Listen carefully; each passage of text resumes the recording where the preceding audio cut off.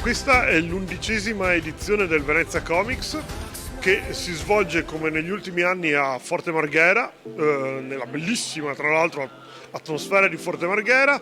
Saranno 2 giorni, il 4 e il 5 maggio, il programma sarà ampliato notevolmente rispetto all'altro anno e avremo, che ritorna l'area della mostra mercato, avremo l'area delle self pubblicazioni, avremo una ampia presenza di conferenze di autori, ci sarà la nuova area proiezioni, mentre ritornerà nell'area palco la gara cosplay e i 2 eventi di K-pop che ci hanno caratterizzato l'altro anno e hanno attirato molta gente. Uno dei nostri ospiti di punta sarà Visca, che è un disegnatore che sta al momento lavorando alla serie attuale delle Tartarughe Ninja. Sarà anche invece non un ospite ma un ricordo, diciamo, di un grande che è Stelio Fenzo, e ci sarà una mostra a lui dedicato sempre a tema Tartarughe Ninja. Abbiamo ben 2 eventi di preapertura che saranno diffusi nel centro storico di Venezia, che saranno uno esattamente proprio nel cuore della città, all'Hard Rock. Ci sarà la cena con Cavazzano, che è uno dei maestri Disney indiscussi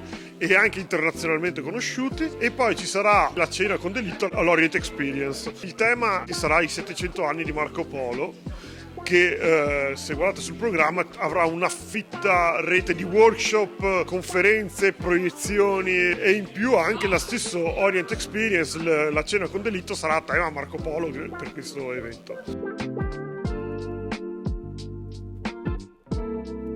Il fumetto a Venezia ormai è quasi tradizionale, nel senso che c'è una tradizione di fumettisti e c'è altrettanto Fenzo e c'è altrettanto un humus su cui possono crescere. Tutto ciò è testimonianza del successo che Venezia Comics ha avuto nel corso degli ultimi 3 anni, e sono previsti espositori anche dall'estero e da altre regioni d'Italia. Il Comune di Venezia e Forte Marghera si ripropongono anche questa volta come attrattori non solo nell'ambito della città metropolitana e della regione, ma anche nei confronti del resto dell'Italia, e quest'anno ci saranno anche espositori sloveni.